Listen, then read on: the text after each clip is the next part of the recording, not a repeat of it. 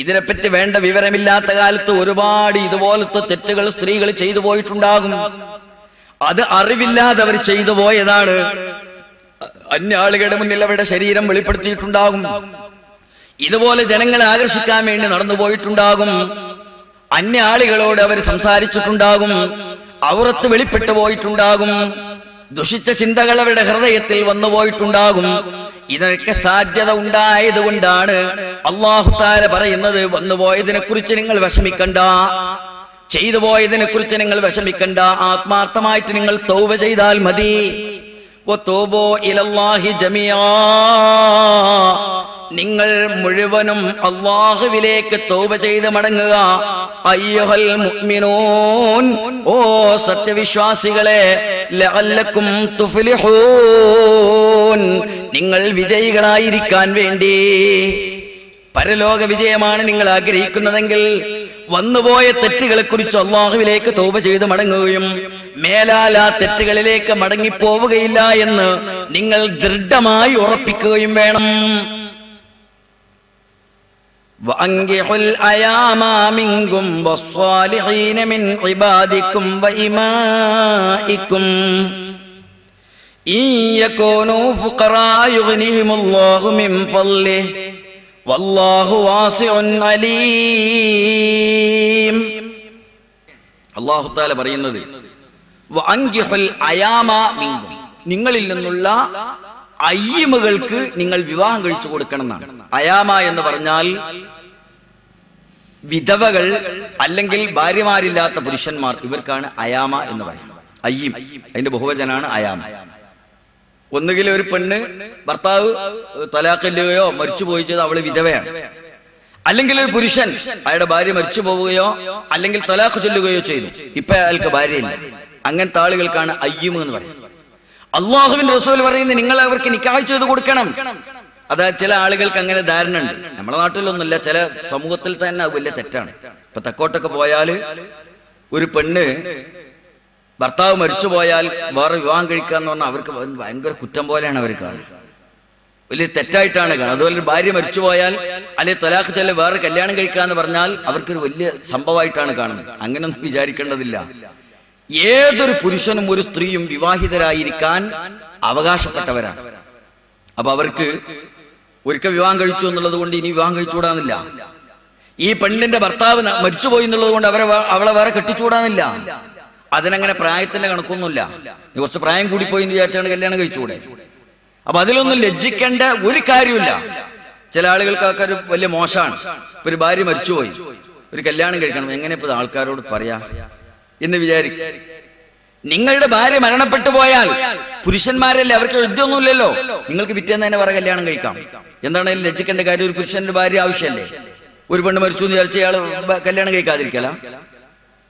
അതുപോലെ ഒരു സ്ത്രീയെ സംബന്ധിച്ചിടത്തോളം ഭർത്താവ് മരണപ്പെട്ടു പോയാൽ അവൾക്ക് വലിയ മാനക്കേടാണ്, ഞാൻ കല്യാണത്തെ പറ്റി ചിന്തിക്കുന്ന വലിയ മോശമല്ലേ. അങ്ങനെയൊന്നുമില്ല.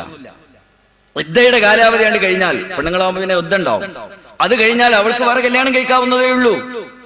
അവൾക്ക് അവളെ ബന്ധപ്പെട്ട ആളുകളോട് പറയാം, അല്ലെങ്കിൽ ബന്ധപ്പെട്ടവർ ചിന്തിക്കണം.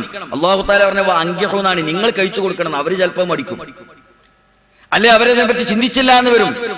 നിങ്ങൾ മനസ്സിലാക്കണം, വിവാഹിതരായിരിക്കുക എന്നുള്ളതൊരു സാമൂഹികമായ ആവശ്യമാണ്. അതിനാൽ അൻകിഹുൽ അയാമാ മിൻകും, നിങ്ങളിൽ നിന്നുള്ള ഭാര്യമാരില്ലാത്ത പുരുഷന്മാർക്കും ഭർത്താക്കന്മാരില്ലാത്ത സ്ത്രീകൾക്കും നിങ്ങൾ വിവാഹം കഴിച്ചു കൊടുക്കണം. അതുപോലെ വസ്വാലിഹീന മിൻ ഇബാദിക്കും വഇമായിക്കും, നിങ്ങളുടെ അടിമകളായ പുരുഷന്മാരെയും അടിമകളായ സ്ത്രീകളെയും നിങ്ങൾ വിവാഹം കഴിപ്പിച്ചു കൊടുക്കണം. സജ്ജനങ്ങളാണെങ്കിൽ, അവർ നല്ലവരാണെങ്കിൽ, മോശപ്പെട്ടവരാണെങ്കിൽ വിവാഹം കഴിപ്പിച്ചു കൊടുത്താൽ ചിലപ്പോൾ അവർ അത് തന്നെ ദുരുപയോഗപ്പെടുത്തിയെന്ന് വരും. അപ്പൊ നല്ലവരാണെങ്കിൽ അവർക്ക് നിങ്ങൾ വിവാഹം കഴിപ്പിച്ചു കൊടുക്കണം. ഇൻ യകൂനൂ ഫുഖറാ യുഗ്നിഹിമുല്ലാഹു മിൻ ഫളലിഹി, അവർ ദരിദ്രന്മാരാണെങ്കിൽ, ഈ യകൂനു ഫുഖറാ, ചിലപ്പോൾ നിങ്ങൾ വിവാഹം കഴിപ്പിച്ചു കൊടുക്കാത്തത് അവർ പാവങ്ങളാണ്, വിവാഹം കഴിച്ചാൽ എന്താണ് ചെയ്യുക, ജീവിക്കാൻ അവർക്ക് കഴിയോ, ഉപജീവന മാർഗം ഉണ്ടോ എന്നൊക്കെ ആലോചിച്ചിട്ടായിരിക്കും. നിങ്ങൾ അതിനെപ്പറ്റി വിഷമിക്കേണ്ടതില്ല. ഈ യകൂനു ഫുഖറാ യുഗ്നിഹിമുല്ലാഹു മിൻ ഫളലിഹി, അവർ ദരിദ്രന്മാരാണെങ്കിൽ അല്ലാഹു തആല അവന്റെ ഔദാര്യം കൊണ്ട് അവർക്ക് ഐശ്വര്യം നൽകും. വല്ലാഹു വാസിഉൻ അലീം. അല്ലാഹു വിശാലമായ കാരുണ്യത്തിന്റെ ഉടമയാണ്, അല്ലാഹു സർവജ്ഞനാണ്. وَلْيَسْتَعْفِفِ الَّذِينَ لَا يَجِدُونَ نِكَاحًا حَتَّى يُغْنِيَهُمُ اللَّهُ مِنْ فَضْلِهِ وَالَّذِينَ يَبْتَغُونَ الْكِتَابَ مِمَّا مَلَكَتْ أَيْمَانُكُمْ فَكَاتِبُوهُمْ إِنْ عَلِمْتُمْ فِيهِمْ خَيْرًا وَآتُوهُمْ مِنْ مَالِ اللَّهِ الَّذِي آتَاكُمْ ولا تكرهوا فتياتكم على البغاء إن أردنا تحصنا لتبتغوا عرض الحياة الدنيا ومن يكرهكن فإن الله من بعد إكراههن غفور رحيم. അല്ലാഹു പറയുകയാണ്, വൽയസ്തഅഫിഫിൽ ലദീന ലാ യജിദൂന നികാഹാ. എന്നാൽ നിക്കാഹിന് സാധ്യമാകാത്ത ആളുകൾ അവരുടെ ശരീരത്തെ അവർ പിടിച്ചു നിർത്തണം, കുറ്റങ്ങളിൽ നിന്ന് അവർ സൂക്ഷിച്ചു നിർത്തണം.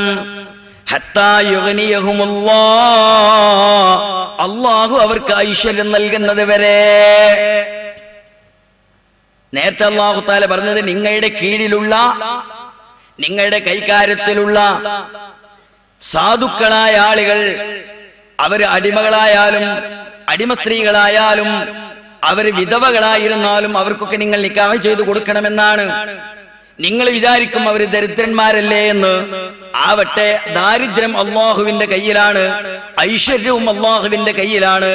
അവരെ നല്ല നിലയ്ക്ക് നിക്കാഹ് ചെയ്ത് സന്തുഷ്ടരായി ജീവിച്ചാൽ അവർക്ക് അല്ലാഹു തആല ബർക്കത്ത് ചെയ്യും, ഐശ്വര്യം അല്ലാഹു നൽകിക്കൊള്ളും. നിങ്ങൾ വിഷമിക്കണ്ട. ഇനി നേരെ മറിച്ചൊരു സ്വതന്ത്രനായ ചെറുപ്പക്കാരൻ, അവന് നിക്കാഹിനുള്ള വഴിയൊന്നും അവന്റെ കയ്യിലില്ല. ലാ യജിദൂന നിക്കാഹ, നിക്കാഹിന് സാധ്യമല്ല. നിക്കാഹിന് സാധ്യമാകാതിരിക്കൽ എങ്ങനെ ഒരാൾക്ക്? നിക്കാഹിന്റെ അനിവാര്യത മഹ്റ് കൊടുക്കണം. ആ പെണ്ണിന് ആദ്യമായിട്ട് ആഹാരവും വസ്ത്രവും കൊടുക്കണം. ഇത് കൊടുക്കാനാണ് ഒരു പുരുഷനോടുള്ള അല്ലാഹുവിന്റെ കൽപ്പന.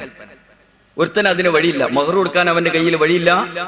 തൽക്കാലം അവൾക്ക് വസ്ത്രം കൊടുക്കണ്ടേ, തൽക്കാലം ആഹാരം കൊടുക്കണ്ടേ, ഭാവി അള്ളാന്റെ കയ്യിലാണ്. പക്ഷെ ആദ്യം ഇത് ചെയ്യണ്ടേ. അതിനൊന്നും അവന്റെ കയ്യിൽ ഒരു വഴിയില്ലാത്തവനാണ് ലാ യജിദൂന നിക്കാഹ എന്ന് പറഞ്ഞു. നിക്കാഹിനുള്ള ഒരു മാർഗം അവൻ കാണുന്നില്ല. അങ്ങനത്തെ ആളുകൾ എന്ത് ചെയ്യണം?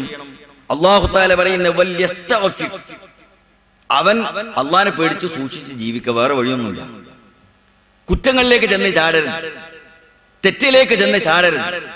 അവൻ ഇഫ്ഫത്തോടെ എല്ലാ പാപങ്ങളിൽ നിന്നും മുക്തനായി അള്ളാഹുവിനെ ഭയപ്പെട്ട് സൂക്ഷിച്ച് അവൻ ജീവിക്കണം. ഏതുവരെ? ഹത്താ യുഗ്നിയഹുമുല്ലാഹ്, അള്ളാഹു അവന് ഐശ്വര്യം നൽകുന്നത് വരെ. അള്ളാഹ് ഐശ്വര്യം നൽകിയാൽ അപ്പൊ നിക്കാഹിനുള്ള വക അവന്റെ കയ്യിലുണ്ടാവും. ചിലപ്പോ എങ്ങനെയാണ് കിട്ടാൻ അറിയില്ലല്ലോ, ചിലപ്പോ ഒരു ജോലി ചെയ്തിട്ട് നിക്കാഹിനുള്ള വക കിട്ടും, മഹറിനുള്ള വക കിട്ടും. അല്ലെങ്കിൽ ഒരു ചെറിയ കച്ചവടം കൊണ്ട് അവന് മഹറിന്റെ വക കിട്ടും. അങ്ങനെ എന്തെങ്കിലും ഒരു വക കിട്ടുന്നത് വരെ അവൻ സൂക്ഷിച്ച് ജീവിക്കട്ടെ.